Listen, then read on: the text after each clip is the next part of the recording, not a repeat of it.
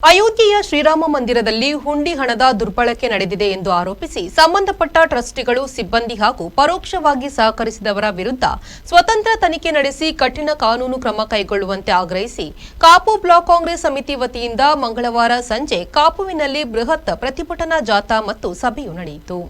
KPCC ಪ್ರಚಾರ ಸಮಿತಿ ರಾಜ್ಯಾಧ್ಯಕ್ಷ ಮಾಜಿ ಸಚಿವ ವಿನಯಕುಮಾರ್ ಸೊರಕೆ ನೇತೃತ್ವದಲ್ಲಿ 1000ಕ್ಕೂ ಅಧಿಕ ಕಾಂಗ್ರೆಸ್ ಕಾರ್ಯಕರ್ತರು ಪೊಲೀಸ್ ವೃತ್ತ ನಿರೀಕ್ಷಕರ ಕಚೇರಿ ಮುಂಭಾಗದಿಂದ ಕಾಪುಪೇಟೆಯವರೆಗೆ ರಾಮದೇವರ ಭಜನೆ ಮತ್ತು ದೊಂದಿ ಬೆಳಕಿನ ಪ್ರದರ್ಶನದೊಂದಿಗೆ ಮೆರವಣಿಗೆ ನಡೆಸಿದರು. ಕಾಪು ಶ್ರೀ ಹೊಸಮಾರಿಗುಡಿ ದೇವಸ್ಥಾನದ ಆಡಳಿತ ಮುಕ್ತೇಸರ ನಡಿಕೆರೆ ರತ್ನಾಕರ ಶೆಟ್ಟಿ ಮೆರವಣಿಗೆಗೆ ಚಾಲನೆ ನೀಡಿದರು.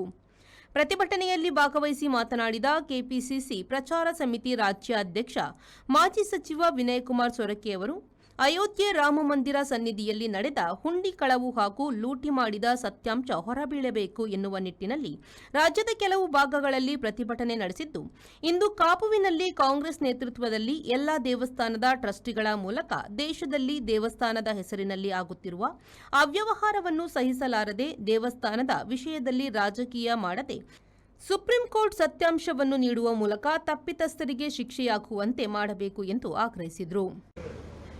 ಅಯೋಧ್ಯೆಯಲ್ಲಿ ಭಗವಾನ್ ರಾಮಚಂದ್ರ ದೇವರ ಸನ್ನಿಧಿಯಲ್ಲಿ ಏನು ಹುಂಡಿಯ ಕಳವು ಲೂಟಿ ದರೋಡೆ ಆಗಿದೆ, ಇದರ ಬಗ್ಗೆ ಸತ್ಯಾಂಶ ಹೊರಗಡೆ ಬರಬೇಕು ಅನ್ನೋಂಥ ಉದ್ದೇಶವನ್ನು ಇಟ್ಟುಕೊಂಡು ನಾವು ಈ ದಿವಸ ಭಜನೆಯ ಮುಖಾಂತರ ಮತ್ತು ನಮ್ಮ ಎಲ್ಲ ದೇವಾಲಯಗಳ ಟ್ರಸ್ಟಿಗಳು ಕೂಡ ಒಟ್ಟಾಗಿ ಸೇರಿಕೊಂಡು ಇವತ್ತು ಟಾರ್ಚ್ ಲೈಟ್ ಕಾರ್ಯಕ್ರಮವನ್ನು ಹಮ್ಮಿಕೊಳ್ಬೇಕು ಅನ್ನೋಂಥ ರೀತಿ ಕಾರ್ಯಕ್ರಮವನ್ನು ಹಾಕ್ಕೊಂಡಿದ್ದೇವೆ.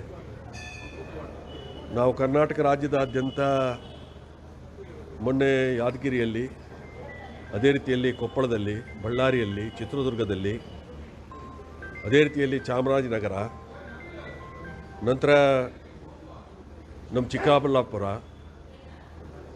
ಬಾಗಲಕೋಟೆ, ಬಿಜಾಪುರ, ಬೆಳಗಾವಿ ಎಲ್ಲ ಕಡೆಗಳಲ್ಲಿ ಕೂಡ ನಾವು ಇದಕ್ಕೆ ಒತ್ತಾಯ ತರುವಂಥ ಕೆಲಸ ಕಾರ್ಯವನ್ನು ಪ್ರತಿಯೊಂದು ಕಡೆಯಲ್ಲಿ ಕೂಡ ಮಾಡ್ತಾಯಿದ್ವಿ.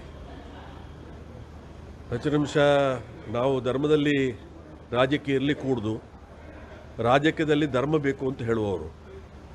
ಆದರೆ BJPಯವರು ದೇವರ ಧರ್ಮದ ಹೆಸರಿನಲ್ಲಿ ರಾಜಕೀಯವನ್ನು ತಂದು ಅಧಿಕಾರದ ಕುರ್ಚಿಯಲ್ಲಿ ಕೂತು ದೇವರ ಹಣವನ್ನೇ ಲೂಟಿ ಮಾಡುವಂಥ ಕೆಲಸ ಕಾರ್ಯವನ್ನು ಇವತ್ತು ನಡೆಸುವಂಥದ್ದು ಇವತ್ತು ನಿಲ್ಲಬೇಕು. ರಾಮದೇವರ ಶಾಪ ಇದೆ ಅವರಿಗೆ ಇವತ್ತು. ಅದರಿಂದಾಗಿ ಇದೆಲ್ಲ ಬೆಳಕಿಗೆ ಬರುವಂಥ ಅವಕಾಶ ಆಗಿದೆ. ಮುಂದಿನ ದಿವಸ ಇದರ ಸತ್ಯಾಂಶ ಹೊರಗಡೆ ಬರಬೇಕು ಅನ್ನೋಂಥ ಉದ್ದೇಶಕ್ಕೋಸ್ಕರ ಸುಪ್ರೀಂ ಕೋರ್ಟ್ ನ್ಯಾಯಾಧೀಶರ ಮುಖಾಂತರ ಇವತ್ತು ಅವರ ಸುರ್ಪತಿಯಲ್ಲಿ ತನಿಖೆ ಆಗಬೇಕು ಅನ್ನೋಂಥ ರೀತಿ ಒತ್ತಾಯವನ್ನು ತರುವಂಥ ಕೆಲಸ ಕಾರ್ಯ ಮಾಡ್ತಾಯಿದ್ವಿ. ತಕ್ಷಣ ಆ ಟ್ರಸ್ಟಿ ಕಮಿಟಿಯನ್ನು ಇವತ್ತು ವಿಸರ್ಜನೆಗೊಳಿಸಿ ಅದರಲ್ಲಿ ಮಹಾಸ್ವಾಮಿ ಶಂಕರಾಚಾರ್ಯರಂಥ, ಅದೇ ರೀತಿಯಲ್ಲಿ ನಿವೃತ್ತ ನ್ಯಾಯಾಧೀಶರು, ಅದೇ ರೀತಿಯಾಗಿ ಆ ದೇವಾಲಯದ ಕಟ್ಟಡಕ್ಕೋಸ್ಕರ ಯಾರ್ಯಾರು ದೇವಾಲಯ ನಿರ್ಮಾಣಕ್ಕೋಸ್ಕರ ಕೆಲಸ ಕಾರ್ಯ ಮಾಡಿದ್ದಾರೆ ಅವರನ್ನು ಸೇರಿಸಿ ಟ್ರಸ್ಟ್ನ ವ್ಯವಸ್ಥೆ ಮಾಡಿ ಅದರ ಮುಖಾಂತರ ಇವತ್ತು ಟ್ರಸ್ಟ್ ನಿರ್ಮಾಣ ಮಾಡಬೇಕು. ಇನ್ನು ಮುಂದಕ್ಕೆ ಕೋಟ್ಯಾಂತರ ರಾಮ ಭಕ್ತರ. ಕಾಪು ಬ್ಲಾಕ್ ಕಾಂಗ್ರೆಸ್ನ ಅಧ್ಯಕ್ಷ ವೈ ಸುಕುಮಾರ್ ಪ್ರತಿಭಟನೆಯಲ್ಲಿ ಭಾಗವಹಿಸಿ ಮಾತನಾಡಿ, ಅಯೋಧ್ಯೆಯ ರಾಮ ಮಂದಿರದಲ್ಲಾಗಿರುವ ಅವ್ಯವಹಾರದ ಬಗ್ಗೆ ಕಾಪುವಿನ ಸುತ್ತಮುತ್ತಲಿನ ದೇವಸ್ಥಾನದ ಟ್ರಸ್ಟಿಗಳ ನೇತೃತ್ವದಲ್ಲಿ ಕಾಪು ಬ್ಲಾಕ್ ಕಾಂಗ್ರೆಸ್ ಕೈಜೋಡಿಸಿ ಅಯೋಧ್ಯೆಯಲ್ಲಿ ಆದ ಅವ್ಯವಹಾರವನ್ನು ಕೂಲಂಕುಷವಾಗಿ ತನಿಖೆ ನಡೆಸಿ ಸತ್ಯಾಂಶ ಹೊರಬೀಳಬೇಕು ಎನ್ನುವ ನಿಟ್ಟಿನಲ್ಲಿ ಭಜನಾ ಸಂಕೀರ್ತನೆಯೊಂದಿಗೆ ಪಂಚಿನ ಮೆರವಣಿಗೆಯ ಮೂಲಕ ಪ್ರತಿಭಟನೆ ನಡೆಸುತ್ತಿದ್ದೇವೆ ಎಂದರು. ಕಾಪು ಬ್ಲಾಕ್ ಕಾಂಗ್ರೆಸ್ಸಿನ ವತಿಯಿಂದ ವಿಶೇಷವಾಗಿ ಅಯೋಧ್ಯೆಯಲ್ಲಿ ರಾಮ ಮಂದಿರದಲ್ಲಾಗಿರತಕ್ಕಂಥ ಅವ್ಯವಹಾರದ ಬಗ್ಗೆ ದೊಂದಿ ಮೆರವಣಿಗೆ ಮುಖೇನ ಪ್ರತಿಭಟನೆ ಸಲ್ಲಿಸ್ತಕ್ಕಂಥದ್ದು. ವಿಶೇಷತೆ ಅಂದರೆ ಇವತ್ತು ಈ ಒಂದು ಮೆರವಣಿಗೆಯಲ್ಲಿ ನಮ್ಮ ಸುತ್ತಮುತ್ತಲಿರ್ತಕ್ಕಂಥ ಕಾಪು ಕ್ಷೇತ್ರದಲ್ಲಿರ್ತಕ್ಕಂಥ ದೇವಸ್ಥಾನದ ಎಲ್ಲ ಟ್ರಸ್ಟಿಗಳು ಕೂಡ ಈ ಕಾರ್ಯಕ್ರಮದಲ್ಲಿ ಭಾಗವಹಿಸ್ತಾ ಇರತಕ್ಕಂಥದ್ದು.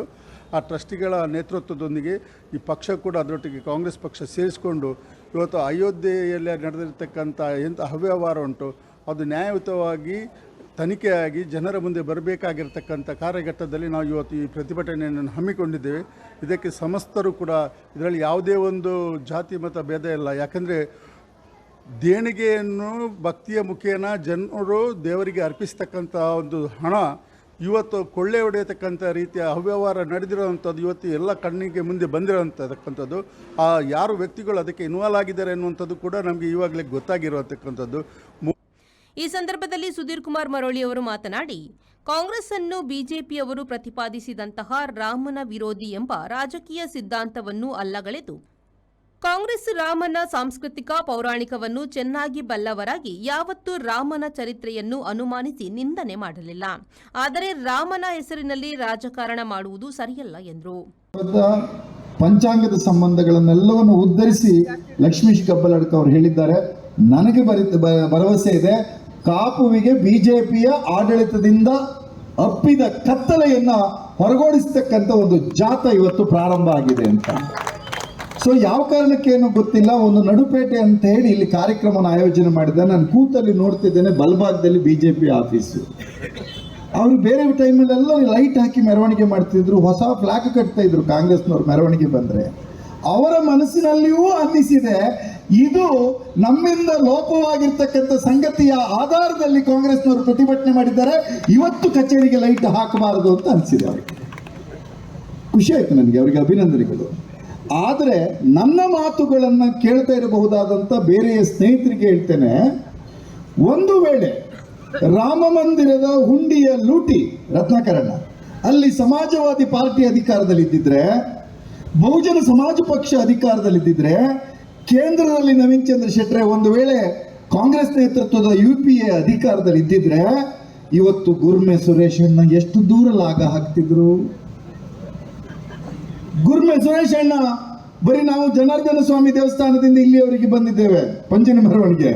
ಗುರ್ಮೆ ಸುರೇಶ್ ಅಣ್ಣ ಕಾರ್ಕಳ ವಿಧಾನಸಭೆಯ ಉದ್ದಗಲದಲ್ಲಿ ಮೆರವಣಿಗೆ ಮಾಡ್ತಾ ಎಲ್ಲ ಕಾಂಗ್ರೆಸ್ ನಾಯಕರ ಮನೆಯಲ್ಲಿ ನೀವು ತಿಂದವರು, ನೀವು ತಿಂದವರು, ನೀವು ತಿಂದವರು, ಮತ್ತು ಅಷ್ಟು ಮಾತ್ರ ಅಲ್ಲ, ತಿಂದು ಇದನ್ನು ಮಸೀದಿಗೆ ಕೊಟ್ಟಿದ್ದೀರಿ, ಚರ್ಚಿಗೆ ಕೊಟ್ಟಿದ್ದೀರಿ, ಈ ರೀತಿಯ ಎಲ್ಲ ಸಂಕತನಗಳನ್ನು ಕಟ್ಟಿಕೊಂಡು ಓಡಾಡ್ತಿದ್ರೆ ಇಲ್ಲೋ? ಏನು ಪ್ರಭಾಕರ್ ಆಚಾರ್ಯರೇ, ಕಟ್ಟಿಕೊಂಡು ಓಡಾಡ್ತಿದ್ರೆ ಇಲ್ವೋ?